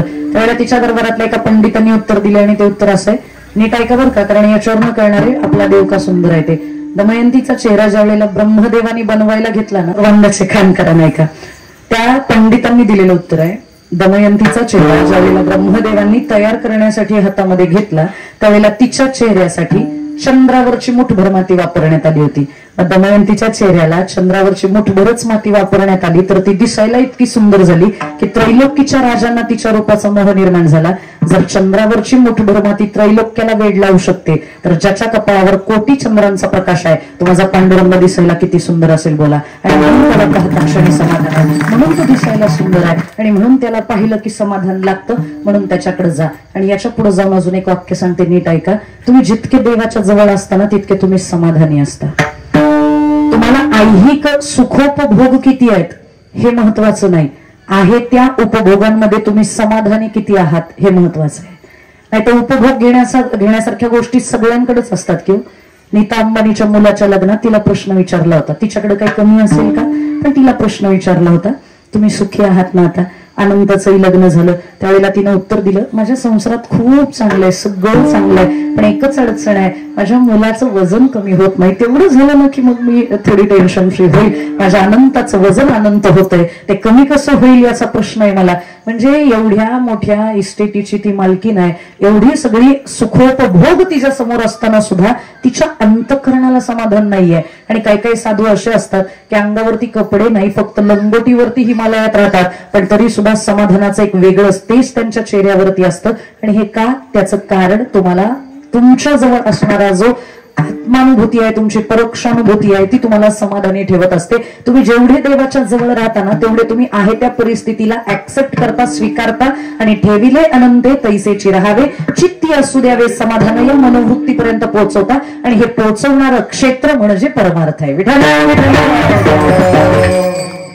देवाच्या तुम्ही जितके जवळ तितके तुम्ही सुखी अधिक, असं का मी म्हणले? मी तुम्हाला उदाहरणासकट उदाहरणाचं स्पष्टीकरण मी तुम्हाला देते. भजन करा. विठ्ठल विठ्ठल. एसटीनं कधी आपण प्रवास केलाय का? इथं बसलेल्या कोणी एसटीनं होतो आपला प्रवास. एसटी मध्ये ज्या वेळेला जागा मिळावी अशी अपेक्षा असते त्यावेळेला त्या एसटी मध्ये अशी झुंबड उडवतात लोक, गर्दी करतात एंट्रीला. का? कारण त्यांना अपेक्षा असते आम्हाला एक तर जागा मिळावी, आणि जागा कुठं मिळावी? सगळ्यात शेवटच्या सीटवर मिळावी. नाही पुढे मिळावी, पुढे म्हणजे थेट त्या ड्रायव्हरच्या जवळ मिळावी. आणि खरंच मागं बसत जाऊ नका. आज बायांनी मला फार मागे टाकलं होतं, 2-3दा वैकुंठात जाऊन खाली आल्यासारखं झालं. हातात भरपाटी मग गाड्या उडतात. त्याच्यामुळं जागा कुठे मिळावी तर ड्रायव्हरच्या एक्झॅक्ट बॅक सीट जी आहे ती मिळावी. बरं, त्यासाठी लोक इतके प्रयत्न करतात, झुंबड तर उडवतात. जी हुशार नसतात ती गर्दी करतात, आणि जी बुद्धिवान असतात ती कधीच गर्दीचा हिस्सा नसतात. ज्याला कळलं त्याला कळलं, समजणे वाले को इशारा काफी होत आहे. त्याच्यामुळे जे बुद्धिवंत असतात ना ते कधीच त्या गर्दीत घुसत नाहीत. मग ते खिडकीतनं सीट रिझर्व्ह करतात. तुम्ही कधी केलंय का? खिडकीतनं रुमाल टाकायचं, म्हणायचं सीट माझं आहे. रुमाल टाकलेला दिसला नाही का तुला? एकदा फेसबुकला व्हायरल झालेली व्हिडिओ तुम्ही किती जणांनी बघितली मला माहित नाही. एक आजी आपल्या बाबांना म्हणते, या वयात गर्दीत घुसता यायचं नाही, तुमच्याकडे काही पाकिट वगैरे असेल तर ती आम्ही तेवढं ते सीटवरती टाकते. बाबा म्हणले, 40 वर्ष झालं माझ्या बरोबर संसार करते, माझ्या धोत्राला कधी खिसा दिसलाय का तुला? खिसाच नाही, पाकिट कसले? काही नाही माझ्याकडे. ती म्हणली, आज मी पण नेमकी पिशवी आणायची विसरले. मग आता ती म्हणली, मागं तर बसणार नाही. आता मी ठरवलंय मला पुढचं सीट पाहिजे म्हणजे पाहिजे. आणि बाईनं तिच्या तोंडातनं काढलेला बोल म्हणजे काळ्या दगडावरची. चांगला अनुभव वाटतं बाबा. बाबा म्हणतात काळ्या दगडावरची रे. मग शेवटी बाबा म्हणले, करणार काय? आत्तर टाकायला काय नाही, तुम्ही काय काळजी करू नका. म्हणली, मी आहे ना. अगं तू आहे हे कळलं, पण आत काय टाकायचं? तिने सांगितलं, आत टाकायच्या गोष्टीच नाव मी तुम्हाला सांगितलं, मी मलाच आत टाकायचं. बाबा म्हणले, काही डोक्यावर आपटली की काय कोणाच ठाऊक. अगं या वयामध्ये कशा तुम्हाला काय करायचंय? उचल. आणि शहाण्या पुरुषानं बायकोशी कधीही वाद घालायचा नाही. का? कारण तुम्ही कितीही भांडलात तरी बायको बरोबरच्या वादात तुम्ही कधीच विजयी होऊ शकत. तुम्हाला चांगलं माहिती, मला सांगायची काही गरज नाहीये. त्याच्यामुळे बाबा म्हणले, काय काय नाही, कणत काय ना उचलली पाहिजे. बाबांनी अलगतपणानं कणत आजीबाई उचलल्या. आजीबाई खिडकीतनं अर्ध्यापर्यंत गेल्या, पण योगायोगानं अर्ध्यात गेल्याबरोबर ते जे खिडकीला लटकवलेलं तावदान असतं ना ते त्या तावदान त्या पिण्यातनं सटकलं, धाडकन आजीच्या पाठकाडात पडलं. जसं ते पाठीत पडलं तसं आजी विवळल्या अडकल्या आणि म्हणायला लागल्या, पांडुरंगा तुला दिसलं नाही का रे? लागलं की रे मला, नेमकं मी आत घुसतानाच तुला पाडायचं होतं का रे? तूही तिकडनं विचार करत असेल, ही मला का बोलते, हिला इथनं कोण घुस म्हणलं होतं? घुसली ते घुसली पांडुरंगाला म्हण. पण बाबांचा मात्र बीपी हाय झाला. बाबा म्हणले, ही जर खाली पडली ना तर 6 महिने भाकर नाही गोड लागू द्यायची. 6 महिने ओरडत राहील, म्हाताऱ्यानं पडली, काही झालं तरी हिचं लँडिंग व्यवस्थित करा. मग काय, बाबांनी धरले पाय आणि जोरजोरात बाहेर ओढायला लागले. पण तेवढ्यात आतमध्ये जी गेलेली माणसं होती त्यांना भीती वाटायला लागली, आजी जर बाहेर पडल्या, हातपाय मोडला तर मग या वयामध्ये ते त्यांना सहन होणं शक्य नाहीये. काही झालं तरी आजी बाहेर पडता कामा नये. मग काय, आजीचे धरा हात आणि ओढा. बाबा ओढतायत बाहेर, आतले ओढतायत. आजी म्हणली, आज 2 तुकडे करतात. वाचायचं असेल तर कुणाला तरी सोडावं लागेल. मग कुणाला सोडायचं? ज्याला मी कितीही सोडलं तरी जो मला कधी सोडणार नाही त्याला सोडलं पाहिजे. पण अशी जोरात लात घातली बाबांना आजीनं, एवढी बारीक नव्हती, धाडकन लात अशी. बाबा धाडकन खाली पडले, आजी सळकन आत घुसली, सीटावर बसली आणि तोंड बाहेर काढून म्हणते कशी, ओ पटकन आत या, मी जागा पकडली. कशासाठी शेवटचा आटा बेटा? There are only one reason. फक्त एक कारण आहे तिथं, आणि ते कारण असं आहे फ्रंट सीट. बरं का, फ्रंट सीटचे बेनिफिट्स आहेत. काय बेनिफिट्स आहेत? There are 2 types of benefits. 2 प्रकारचे फायदे होतात. ड्रायव्हरच्या जवळ बसणाऱ्याला सस्पेन्शन चांगलं मिळतं. गाडी तीच, चालक तोच, खड्डे तेच, पण जी आदळापट मागं होते ती ड्रायव्हरच्या जवळ बसणाऱ्याची आदळापट होत नाही. सस्पेन्शन चांगलं भेटतं, हा पहिला फायदा. आणि सेकंड वन, जर यदा कदाचित अपघात झालाच तर ड्रायव्हर शेवटपर्यंत प्रयत्न करतो अख्खी गाडी वाचवण्याचा. पण जर नाहीच वाचली तर तो कट मारून आपली बाजू सेफ अँड सिक्युअर करतो. न पाठीमागे ठोकली तरी चालेल चालेल, हीच मानसिकता द्यायची असते. पाठीमागची ठोकली तरी चालेल. त्याच्यामुळे ड्रायव्हरच्या एक्झॅक्ट जवळ बसलेली जी माणसं असतात ना, त्या 4-5 सीटावरच्या माणसांच्या केसाला पण धक्का लागत नाही. तर इथून पुढचं वाक्य माझं महत्वाचं आहे, ते नीट ऐका. 4 ते 5 तासाच्या एसटीच्या प्रवासात जर तुम्ही चालकाच्या जवळ बसले तर तो चालक तुम्हाला हे 2 फायदे घडवून देतो. त्याचप्रमाणे 40 ते 50 वर्षाच्या आयुष्याच्या प्रवासात जर जगाच्या चालकाच्या जवळ तुम्ही बसाल तर तो चालक तुम्हाला हे 2 फायदे घडवून देईल की नाही बोला. पहिला फायदा, जर जगाच्या चालकाच्या जवळ बसाल ना, जग तेच, जग रहाटी तीच, जगाचा चालक तोच, दुःख तीच, पण त्याचं जी काही तीव्रता दुःखाची असते ना ती मात्र कमी झाल्याशिवाय राहत नाही. आणि म्हणून वारकऱ्यांना अडचणी येतात, वारकऱ्यांच्या आयुष्यात दुःख असतात, पण त्याची तीव्रता त्यांना काही जाणवत नाही. का? कारण देवानं सांगितलेलं आहे, पडता जड भारी दासी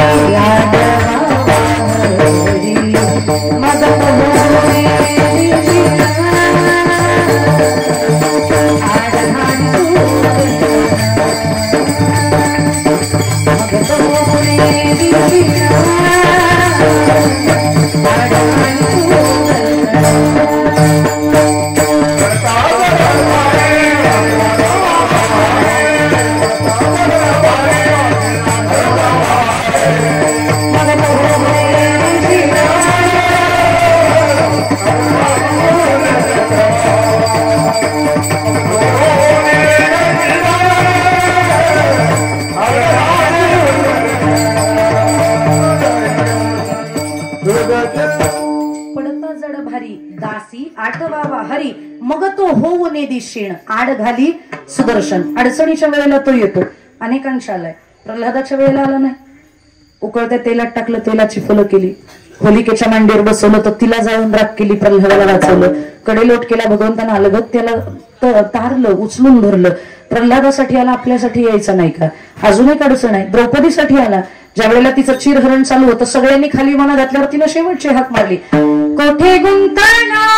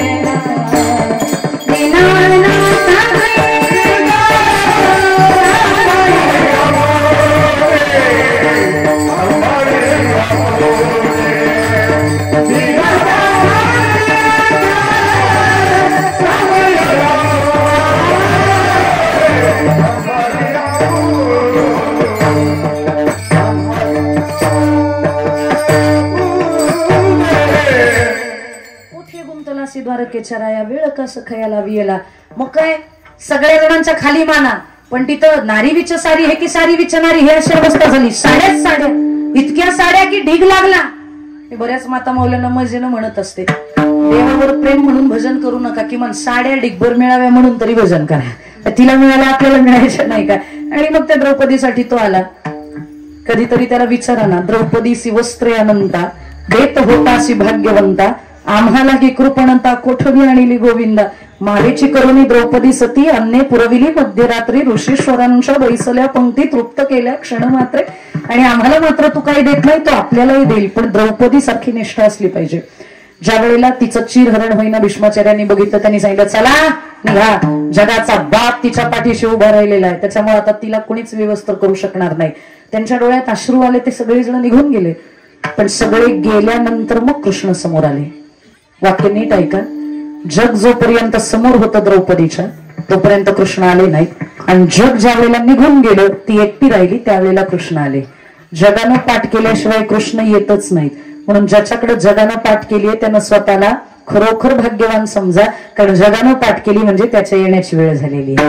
आणि म्हणून अडचणीमध्ये घाबरू नका, खचू नका. तो येणार आहे, तो आपल्याला वाचवणार आहे. आणि मग सगळे गेल्यावर कृष्ण समोर आले. रडता रडता द्रौपदी विचारते, वेळ का सखया लावी याला, उशीर का केला देवा? कृष्णानं सांगितलं, अगं 10 क्षणात आलोय मी, 10 क्षणात आलो तरी तुला उशीर वाटतोय. त्यावेळेला तिनं सांगितलं, देवा हाके सरसी उडी घालून या स्तंभ फोडी, हे तुझं चरित्र मी वाचलेलं नाही का? प्रल्हादासाठी 1 क्षणात आलंस आणि माझ्यासाठी 10 क्षण असं का? त्यावेळेला देवानं उत्तर दिलं, तू चुकलीस म्हणून मला उशीर आहे. काय चुकले देवा मी? हाक मारताना नाव घेताना चुकली म्हणे तू माझं. तुम्हाला प्रमाण असं म्हणायला पाहिजे होतं, कोठे गुंतलासी सखया कृष्णा, इथंच होतो ग दरबारात, पळत आलो असतो, दुसऱ्या क्षणाला तुझ्या समोर उभा राहिला असतो. पण तू हाक काय मारलीस? कोठे गुंतलासी द्वारकेच्या राया. द्वारकेच्या राया म्हणली आणि इथं द्वारकेचा राजा नव्हता, म्हणून इथून द्वारकेला गेलो, मुकुट घालून राजा बनून माघारी आलं. जायला 5 क्षण, यायला 5 क्षण, म्हणून उशीर झाला. नाही तर इथंच होतो म्हणून 10 क्षणाचा विलंब आहे. द्रौपदीसाठी आला. पण हे सगळं ऐकल्यावर तुमच्या मनावर काही विपरीत परिणाम नको व्हायला. नाही तर तुम्ही म्हणाले 1 क्षणातून 10 क्षणात जर देव येत असेल तर इथंच उभ्या राहा. देव येत नाही तोपर्यंत तुम्ही हलायचं नाही, तोपर्यंत आम्ही हलायचं नाही. अरे 10-15 क्षणात देव येऊ शकतो का? 10 क्षणात 15 क्षणात देव तेव्हा येईल ज्या वेळेला 10-15 आयुष्याचं भजन तुमच्या गाठीशी असेल. आणि त्याशिवाय देव असं कोणाच्याही आयुष्यामध्ये येत नाही. त्यांनी अनंत जन्माचं पुण्य केलं. ज्ञानोबा म्हणतात, अनंत जन्मीची असेल पुण्य सामग्री, तरीच नाम जिव्हागरी येईल श्रीरामाचे. तुकोबराय म्हणतात, तुका म्हणे होता ठेवा, तो या भावा सापडला म्हणून नाम जपायला लागलो, म्हणून देवाची भेट झाली. विठ्ठल विठ्ठल. सगळ्याच केसमध्ये देव लवकर येत नाही. काही जणांचं भजन अधुरा असेल आणि काही जणांचं भजन जर फार सुंदरतेचं असेल ना, तर देव त्यांच्याकडे पण यायला उशीर करतो. शबरीकडे नाही काय उशीर केला. बिचारी रोज सकाळी उठायची आणि रामांना सगळं काही तयारी करून ठेवायची आणि त्यांच्या येण्याची वाट बघायची. आणि एकच भजन, दुसरं भजन आहे तिनं कधी केलं नाही. एकच भजन, श्रीराम जय राम जय जय राम, श्रीराम जय राम जय जय राम,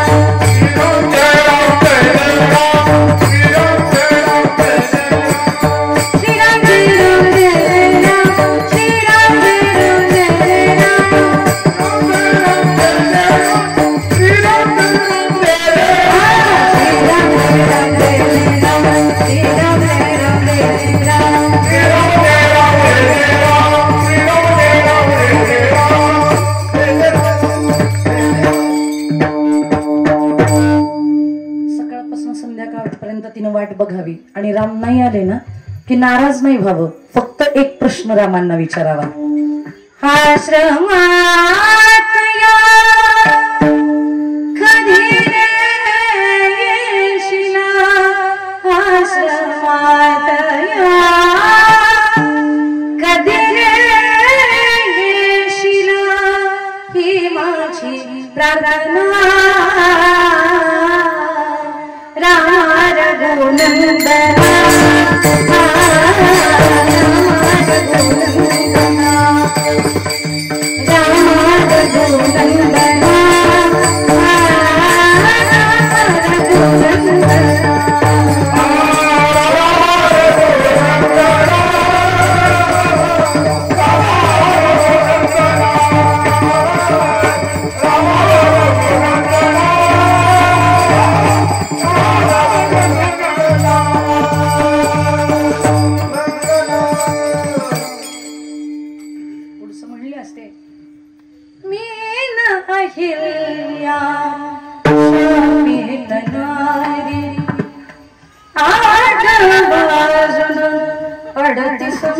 त्याच्यामुळे म्हणले नाही पुढचं.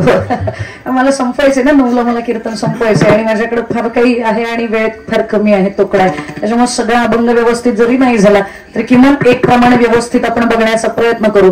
उर्वरित पुढील भागात ते टीव्हीवर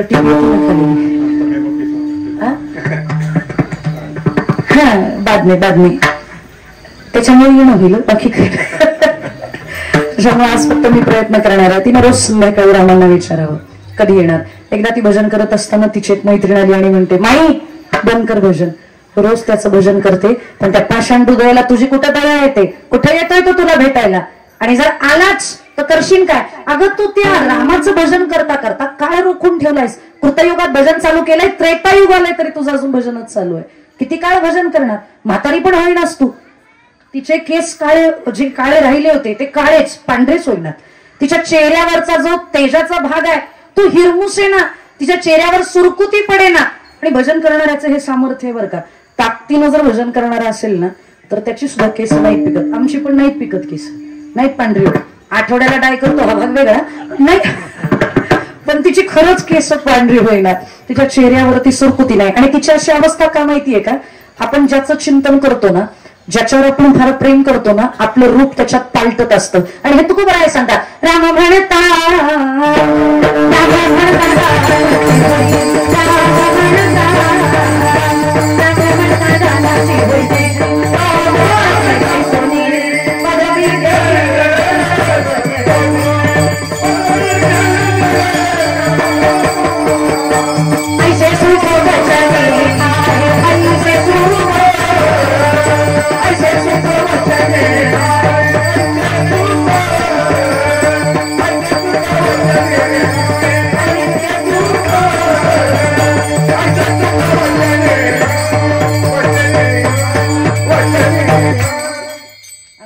कीर्तनात चाली म्हणायचे पदी बैसुनी पदवी घ्यायचे, पदी बैसुनी पदवी घ्यायचे, पदी बैसुनी पदवी घ्यायचे, ऐसे सुख बचनी ऐसे सुख, ऐसे सुख बचनी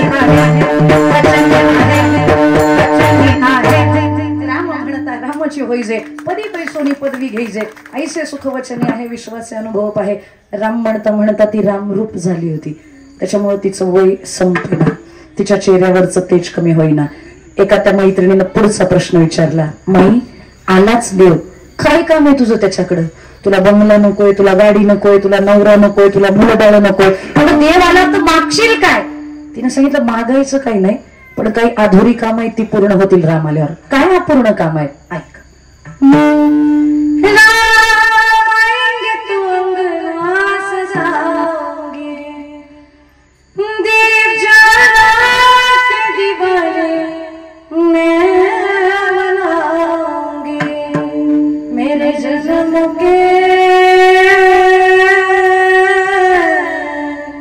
मेरे जन्म के सारे धुल जाएंगे,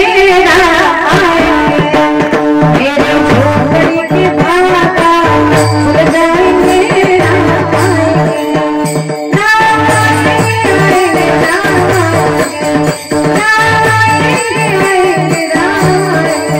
मेरे झोपड़ी के भागा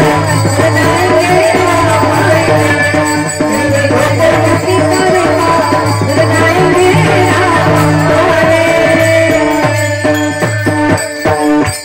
अनंत जन्मेचं पाप जळून जाईल, माझी झोपडी पावन होईल, ही झोपडी पावन होईल आणि त्याच्यासाठी राम येणं गरजेचं आहे. तिच्यासाठी त्रेतायुगात का होईना आपण देवाले.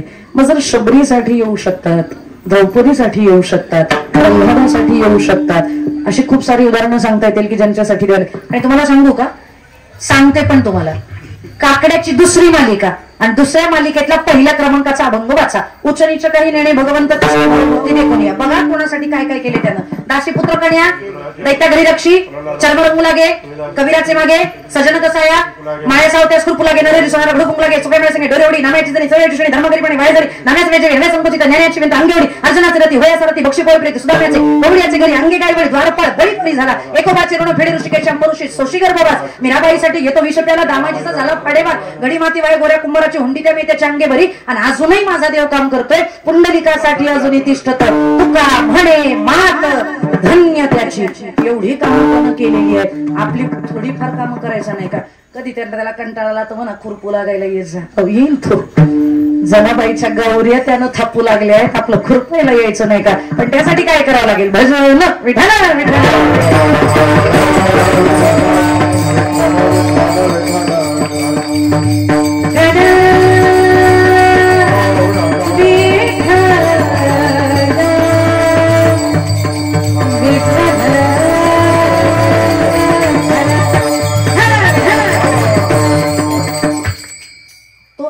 असेल तो जेवढा जवळ असेल ना तेवढं सुख जास्त आहे.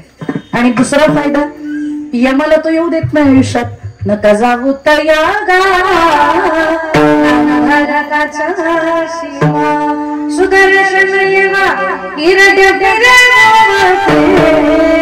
नका जाऊ तयागा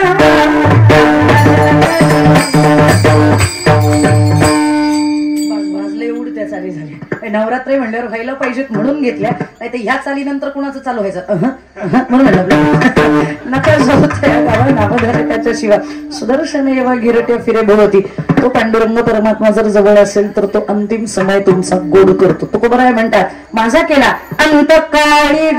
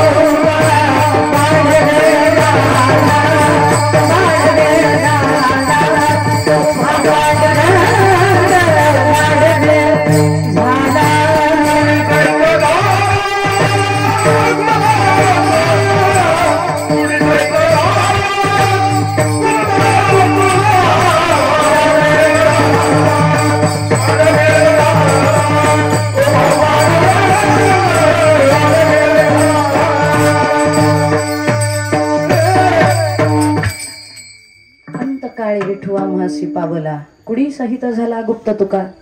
तुकोबराय म्हणतात, हे दोन फायदे मला त्या देवाच्या जवळ असण्यानं झाले म्हणून मी भजन केलं आणि म्हणून तुम्ही हे करा. तुम्हाला भजन का करायचं याची कारण मी तुम्हाला सांगितली. तुमच्या सुखासाठी करा, तुमच्या समाधानासाठी करा, तुमच्या आनंदासाठी करा. आणि तुकोबराय म्हणतात, ती जी माझ्या आईची माझ्या कुळीची कुळदेवी आहे त्या आईची प्रतिमा, त्या आईचा विग्रह मी बघितला आणि मला सुख लागलं, असं वाटायला लागलं. आता त्याचा चेहरा बघून दुसरं काही बघायलाच नको. डोळे तुम्ही घ्या रे सुख, पहा विठोबाचे मुख. येणे मुखे तुझे वर्णी गुण नाम, हेची मज प्रेम देई देवा. डोळे भरून या पाहिन तुझे मुख, हेची मज सुख देई देवा.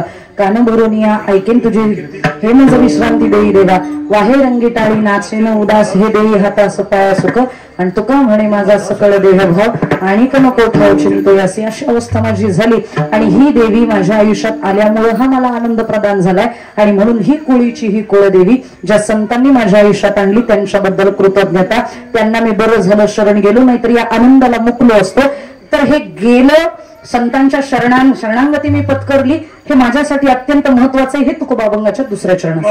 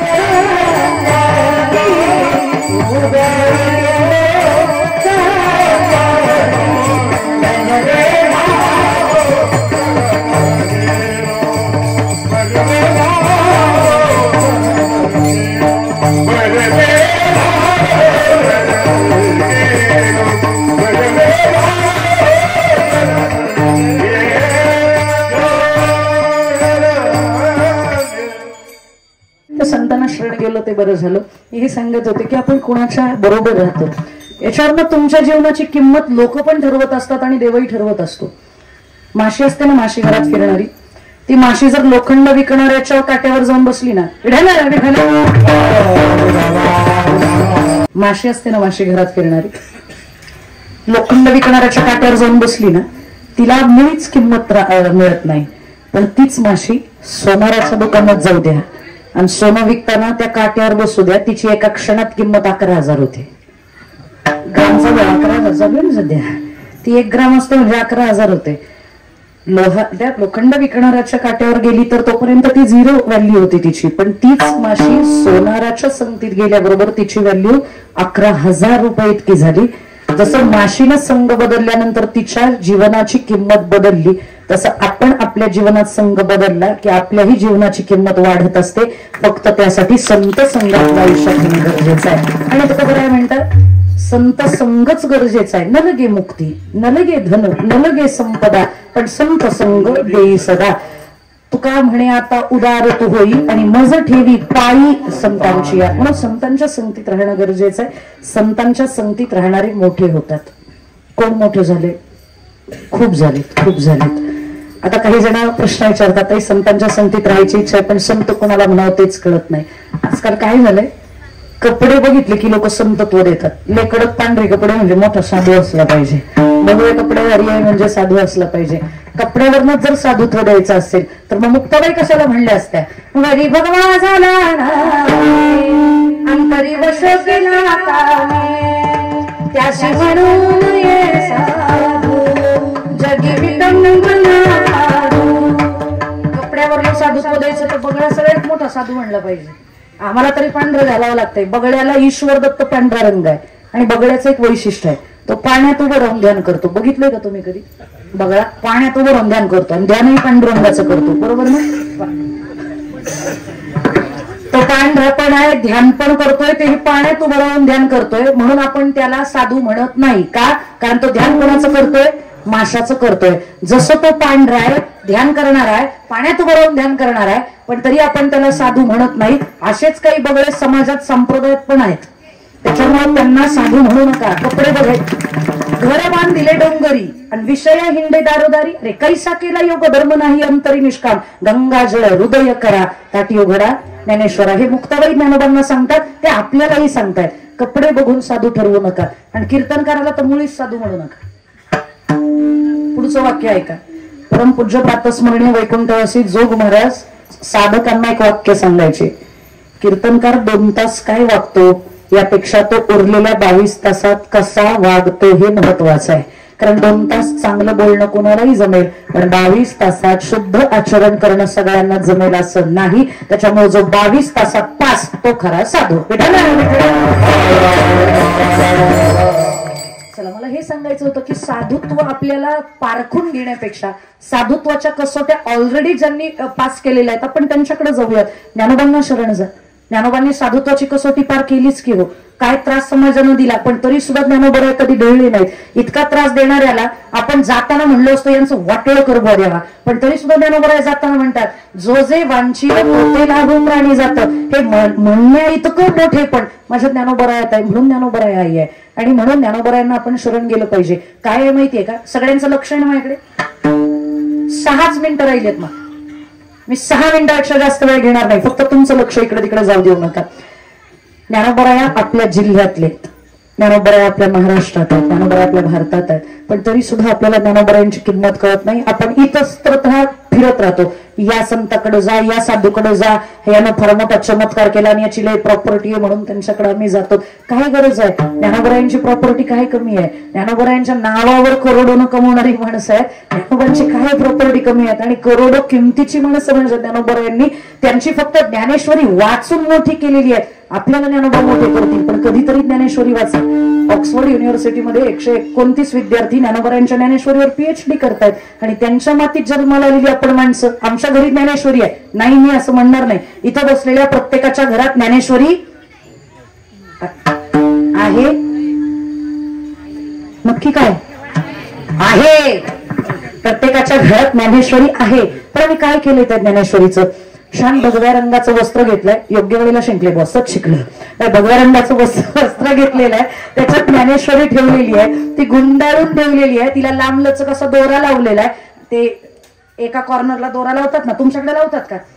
3 बाजू रिकाम्या ठेवायच्या आणि एकाला भला मोठा दोरा लावायचा, त्याच्यात ज्ञानेश्वरी टाकली, 3 बाजू गुंडाळल्या आणि 4थ्या बाजूच्या दोऱ्यानं ज्ञानेश्वरी कचून बांधलेली आहे. ज्ञानोबरायांचे विचार बाहेर येता कामा. आपण नाही म्हणायचं बाबा नाही, हे लोक म्हणतात, हे सांगते मी. ज्ञानोबा आपल्याला कळत आहे. एके ठिकाणी मी कीर्तनात असं बोलले तर एक मुलगा कीर्तन झाल्यावर माझ्याकडे आला ना, तुम्हाला कसं म्हणतो, ताई ज्ञानोबा जर खरंच आमच्या लोकांना कळले नाही तर ज्ञानोबांनी इथं जन्माला येण्याच्या ऐवजी अमेरिकेत जन्माला यायला पाहिजे होतं, नाही का?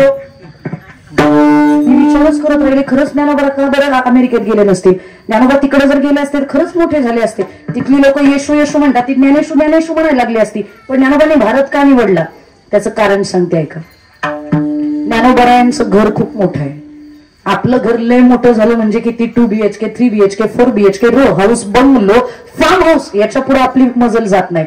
माझ्या ज्ञानोबरायांचं घर किती मोठं माहितीये? ऐका ज्ञानोबरायांच्या भाषेत. हे विश्वाची माझे घर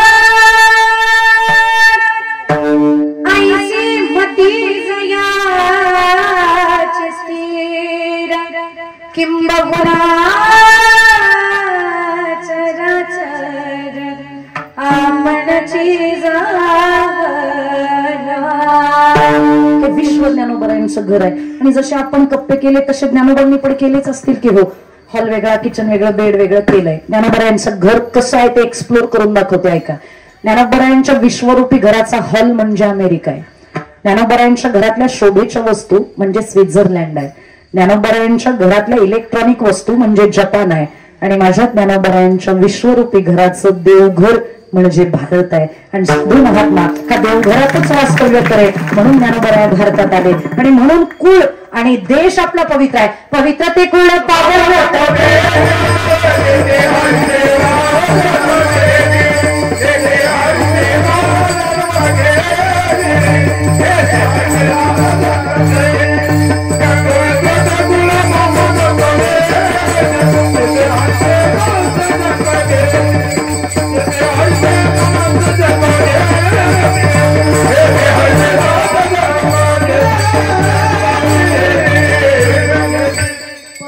कुळ पावन तो देश जेथे हरीचे दास जन्म घेते. आणि त्या मातीत आपण जन्माला आलेलो आहोत. ज्ञानोबरायांनी खूप जणांना मोठं केलंय. तुकोबरायांच्या गाथ्यांनी खूप जणांना मोठं केलेलं आहे. 3 मिनिटं राहिले, 2च मिनिटं राहिलेत. एक थोडस 10 मिनिटं वाढलं तर चालेल का?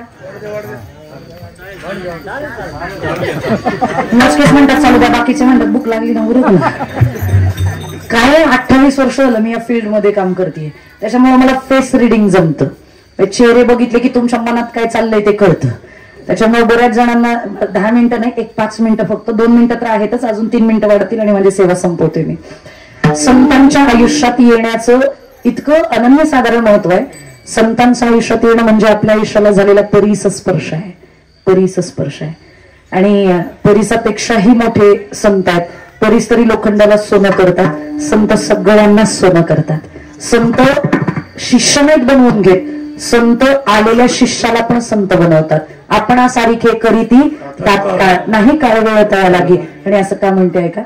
संत तुकाराम नावाचा चित्रपट प्रदर्शित झाला होता काही दिवसांपूर्वी. तुम्ही बघितलाय का? नसेल बघितला तर खरंच बघा. इतकी जिवंत भूमिका आहे ना. मी आता एक 8 दिवसापूर्वी 2 तास घालवून तो अखंड चित्रपट बघितला. त्याच्यामध्ये व्यवस्थित जर लक्ष देऊन बघितलं तर खरंच तुकोबराय असेच असतील असं वाटावं. इतकी जिवंत भूमिका साकारली. आणि त्या कलाकारांचं नाव विष्णुपंत पागनीस.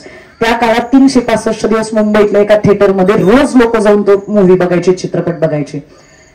चित्रपटाचा गल्ला जमला आणि चित्रपटाचं मानधन कलाकाराला देण्यासाठी निर्माते दिग्दर्शक त्या विष्णुपंतांच्या घरी आले. मानधन त्यांच्या टेबलावर ठेवलं आणि सांगितलं, महाराज मानधन घ्या. आता एका कलाकाराला महाराज म्हणायचं काही कारण आहे का? होतं. काय कारण आहे?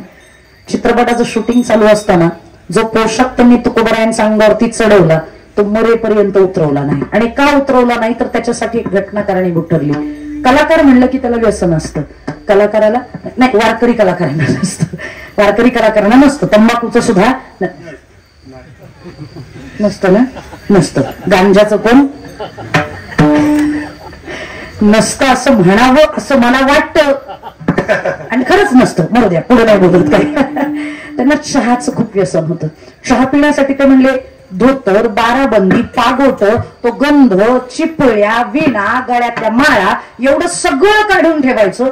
शर्ट पॅन्ट घालायचे आणि चहा पिऊन परत 2 तास ड्रेपरी चढवायला घालवायचं. त्यापेक्षा ऍज इट इज गेलं तर काही 5 मिनिटाचं काम, लगेच माघारी येईल. म्हणून ते त्या धोतर, बाराबंदी, पागोट्यावरच चहा प्यायला गेले. विणा पण काढण्याचं त्यांनी तशी तसदी घेतली नाही, तसेच गेले. आणि त्या पोशाखात ज्या वेळेला निष्ठावान वारकऱ्यांनी त्यांना बघितलं ना, त्यांना असं वाटलं की तुकोबांचा साक्षात्कार झाला आम्हाला. ते 2 वारकरी पळत आले आणि आविर्भावात त्यांच्या चरणावरती त्यांनी मस्तक ठेवलं. ज्या अर्थी निष्ठावान वारकरी या माणसाच्या पाया पडतात त्या अर्थी हा माणूस कोणीतरी मोठा असला पाहिजे असं पेठेतल्या लोकांना वाटलं. आणि पेठेतली सगळीच्या सगळी लोक उठली, गल्ला सोडला आणि त्या विष्णुपंतांच्या पाया पडायला लागली. विष्णुपंतांच्या हातातला जो चहाचा ग्लास होता तो असा थरथर थरथर कापत होता आणि डोळ्यात अश्रुधरा चालू होत्या. चहा देणाऱ्या पोरानं विचारलं, बाबा चहा पोळला काय? बाबा म्हणले, अरे पिलोच नाही, पोळेल कसा? मग डोळ्यात पाणी का, हात का थरथर कापतोय? त्यावेळेला विष्णुपंतांनी दिलेलं उत्तर आहे, गेली 40 वर्ष झालं फिल्म इंडस्ट्रीमध्ये एक कलाकार म्हणून काम करतोय. 40 वर्षात साध्या प्रेमानं मला कधी कोणी रामरामही केला नाही, पण तुकोबरायांचा पोशाख काय अंगावर चढवला. आज 25-30 जणांनी माझ्या चरणाला स्पर्श करून माझ्या समोर नतमस्तक झाले. जर तुकोबरायांच्या पोशाखात एवढी ताकद आहे तर तुकोबरायांच्या विचारात केवढी ताकद असेल हा विचार अंतःकरणाला शिवला. आणि म्हणून आजपासून तुकोबरायांप्रती हा माझा सन्मान, त्यांच्याबद्दलचा माझा हा आदर प्रस्फुटित व्हावा म्हणून मी पोशाख बदलणार नाही. त्यांनी पोशाख बदलला. चित्रपटात त्यांना कामं मिळाली नाहीत, नंतर वेळ बिकट आली पण त्यांनी पोशाख सोडला नाही. पर्यायानं लोक त्यांना महाराज म्हणायला लागले. आणि मग त्यांच्या घरी ती 2 आली निर्माता आणि दिग्दर्शक, मानधन टेबलावर ठेवलं. महाराज मानधन स्वीकारा. महाराजांनी हात जोडून सांगितलं, मला मानधन नकोय. निर्मात्यानं सांगितलं, महाराज आम्हाला कल्पना आहे, चित्रपट गाजलाय म्हणून तुम्हाला अधिकच्या पैशांची अपेक्षा असेल म्हणून आम्ही आणतानाच दुप्पट आणलंय, आता तरी घ्या. महाराजांनी हसून सांगितलंय, ए भल्या माणसा, दुप्पट नाही रे, चित्रपटाचा अख्खा गल्ला जरी समोर आणून ठेवलास ना तरी मला तुझं मानधन नकोय. मग दिग्दर्शकाला कळलं काहीतरी गणित वेगळंच आहे बरं काय. त्या निर्मात्याला बाजूला सरकवलं, स्वतः पुढे झाले आणि चरणस्पर्श करून हात जोडून सांगितलं, बाबा काही चुकत असेल तर सांगा, पण मानधन स्वीकारणार नाही, हा काही पवित्र योग्य नाही का, मानधन नको. त्यावेळेला त्यांनी दिलेलं उत्तर खूप गोड आहे. विष्णुपंत म्हणतात, अरे वेड्या, ज्या वैराग्य रागरसिक तुकोबांच्या भूमिकेनं मला अजरामर केलंय त्या तुकोबांकडं छत्रपती शिवाजी महाराजांनी सुवर्ण मुद्रांचा नजराणा पाठवला होता. तो नजराणा तुकोबांनी बघितला आणि 13 अभंगाचं पत्र छत्रपतींना लिहून पाठवलं. राजे तेने आम्ही सुखी म्हणा, विठ्ठल विठ्ठल मुखी, तुमचे एरवित धन ते आम्हा मृत्तिके समान, दिवट्या हाती घोडे हे तो बरे असं न पडे. तुकोबा जर छत्रपतींनी दिलेला सुवर्ण मुद्रांचा नजराणा माघारी करू शकतात तर त्यांच्या पोशाखातला हा विष्णुपंत पागणीस तुमचं दुप्पट मानधन माघारी करू शकत नाही का? मला ते नकोय, ते तुम्ही घेऊन जा आणि सत्कारणी लावा. तिथून त्या दिग्दर्शकाला कळलं, माणूस फक्त पोशाखानं बदललेला नाही तर माणूस आत्मविचारानं पण बदललेला आहे. आणि परमार्थात येणाऱ्याला हेच महत्वाचं आहे. माणसाचे कपडे नाही बदलले तरी चालतील, पण परमार्थात येणाऱ्याचे विचार मात्र बदलणं काळाची गरज आहे. आणि त्याच व्यक्तीचा अंतिम काळ जवळ आल्यानंतर सहकलाकारानं प्रश्न विचारला, महाराजजी शेवटची काही इच्छा असेल तर सांगा. एकच इच्छा विष्णुपंतांनी सांगितली, मी मेल्यानंतर 4000 लोक माझ्या अंत्ययात्रेला नाही आली तरी चालतील, पण 4 निष्ठावान हाडाचे जातिवंत टाळकरी बोलवा, टाळांच्या गजरातच यात्रा होऊ द्या. असं जर झालं तर मी आनंदानं म्हणेल, शेवट तो भला माझा बहुगोळ झाला, आता निश्चिंतीने पावलो विसावा, खुंटलिया धावा तृष्णेची. त्या विष्णुपंतांचा इतका कालांतरानं नामगौरव झाला की आजही आपल्या घरात जे जिवंत तुकोबांचे फोटो आहेत ना ते तुकोबांचे नाहीत तर ते विष्णुपंत पागनीसांचेच आहेत. लंडन स्थित जे संत तुकाराम म्युझियम आहे तिथेही तुकोबारायांची प्रतिमा नाही तर तिथेही विष्णुपंत पागनीसांचीच प्रतिमा आरतीसाठी पूजली जाते. तुकोबांनी काय केलं, 2 वर्ष त्यांच्या गाथ्यांच्या विचारामध्ये ते विष्णुपंत आले तर तुकोबांनी विष्णुपंतांना तुकोबा बनवलं. आपण सारिखे करीती तात्काळ नाही काळ वेळ तया लागी. आणि म्हणून तुकोबा म्हणतात, मीही या संतांच्या संगतीत गेलो म्हणून बरवे झाले, शरण गेलो उगवलो संकटी. कशामुळे तुम्ही संकटात उगवलात, कशामुळे संकटात बाहेर पडलात? भजनामुळे. कोणत्या भजनामुळे?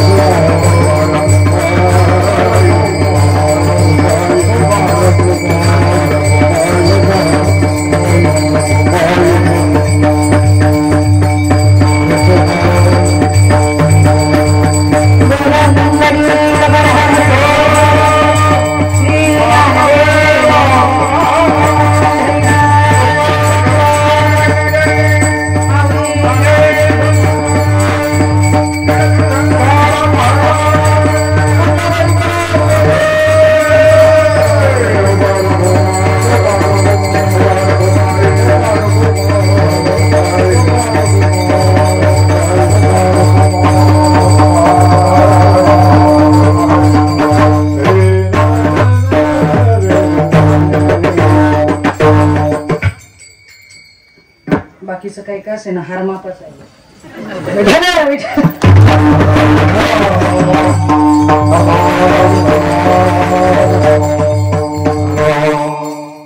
हे कुळदेवी केली ठावी संतांनी बरवे झाले शरण गेलो गवेलो संकटी. या संतांमुळे ती देवी प्रत्येकाच्या आयुष्यात येते कारण त्यांनी बळजबरी देवाला आणलेला आहे.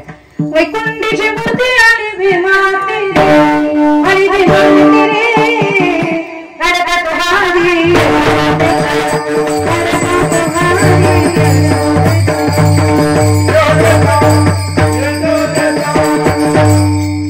पुंडलिकाच्या भावार्थात गोकुळी मुनी झाला येता निज प्रेम भक्ती भक्ता घ्या घ्या आता म्हणत असे म्हणून आणीला ही रूपा बळे करोनी खळे हरिदासी. आणला देव पण तुम्ही करायला काय लागले त्याच्याबरोबर काय करणार आहे.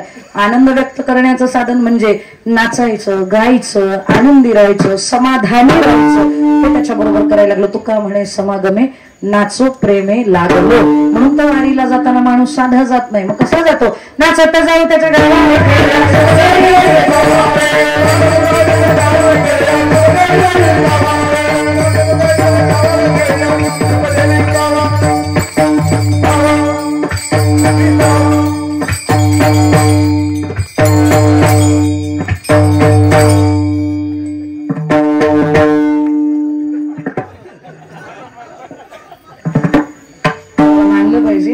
वय कमी आहे आणि आत्ताच वादक झालेले आहात. एक 3-4 वर्ष वाजवत आहे ना.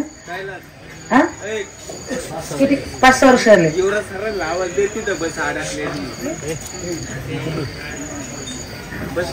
बस अडकली. युवराज सर कोणी त्यांनी जाऊन गाडी काढा बरं पटकन. हा झालंय माझं कीर्तन पण अडकलेल्या गाड्या मोकळ्या करा. तसा मोकळा करा. हा मी वादकांबद्दल सांगत होते. संप्रदायात वादक खूप आहेत पण पोषक वाजवणारे खूप कमी आहेत आणि दादा पोषक वाजवतात म्हणून त्यांचं कौतुक आहे. 3 खूप मोठे होऊन गेलेत माहितीत कोण कोण. इंद्र शंकर रावण. इंद्राचं वाजवणं आपल्याला विचारातच घ्यायचं नाही कारण तो कीर्तनात नाही वाजवत नर्तनात वाजवतो त्याच्यामुळे इंद्र सोडा. पण शंकर आणि रावण दोघही भजनानंदी आहेत भजनात वाजवतात. पण दोघांच्या वादनात एक फरक आहे. शंकर वाजवताना सत्वगुण पोषक होईल असं वाजवतात आणि रावण वाजवताना तमोगुण प्रधानतेने वाजवतो. रावण काय वाजवतो माहितीये का. रावणाचा उपास्य शंकर. मग तो काय वाजवतो जटाटवी जलद वल्लभ प्रवाह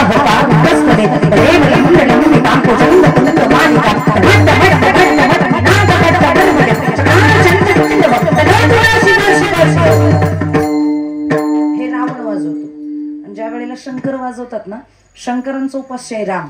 मग ते वाजवताना रामस्तुती वाजवतात. ते काय वाजवतात तेही मंत्रच वाजवतात. काय मंत्र. श्री